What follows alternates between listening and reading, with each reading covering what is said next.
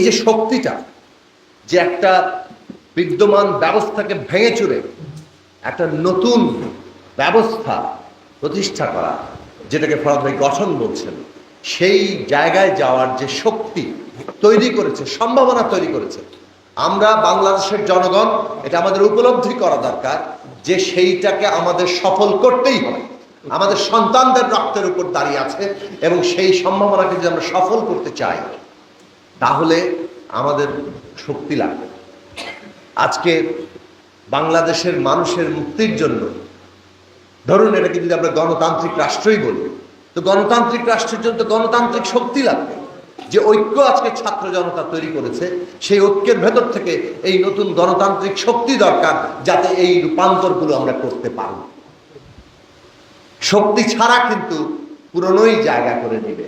শক্তি যদি আমরা না আনতে পারি, রাজনৈতিক শক্তি, তাহলে কিন্তু নানানভাবে পুরনো প্রতিষ্ঠান, পুরনো আইন, পুরনো রাজনৈতিক শক্তি তারাই কিন্তু পুরো জিনিসটা আবার ধীরে ধীরে দখল করে ফেলবে। এই কারণে আজকে নতুন রাজনীতির উদ্বোধন দরকার, নতুন রাজনৈতিক শক্তির উদ্বোধন দরকার। আমাদের শিক্ষার্থী জনতা যে বিপ্লব, তাকে বাস্তব রূপ দেওয়ার জন্য আপনারা সবাই ঐক্যবদ্ধ থাকবেন। এবং সেই রূপের মধ্যে যেটা ফরদ ভাই বললেন যে উন্নতি দরকার, বাংলাদেশের প্রত্যেকটি মানুষের উন্নতি দরকার। উন্নয়ন নামে কতগুলো বড় বড় কি বলে স্থাপনা আর কতিপয় লোকের টাকা রাখার জায়গা নেই, বাড়িতে এখন ব্যাংকের ভোল্টের মতো টাকা পাওয়া যায়।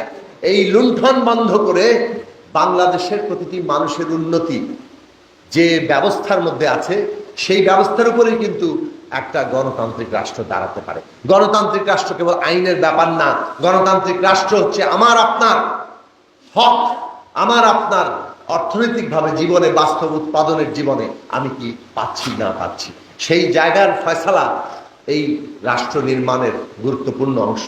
ফলে অর্থনীতির প্রশ্ন অত্যন্ত গুরুত্বপূর্ণ, কি সম্পর্ক হবে সেটা অত্যন্ত গুরুত্বপূর্ণ, এবং সেই সম্পর্কের উপর দাঁড়াবে রাষ্ট্র কাঠামোটা আমরা যেখানে নিতে চাচ্ছি। ফলে এই জায়গাতে জনগণই একমাত্র শক্তি।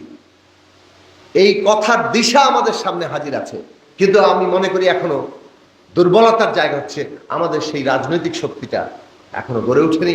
সেই রাজনৈতিক শক্তিটাকে, যেটা গড়ে ওঠার সম্ভাবনার মধ্যে আছে শিক্ষার্থী, ছাত্র জনতা, তাদের মধ্যে আমাদের সেই সম্ভাবনাকে ঐক্যবদ্ধ করতে হবে এবং সেই কাজ আপনারা অংশ নেবেন, এই আশা রেখে আমি আমার কথা শেষ করছি।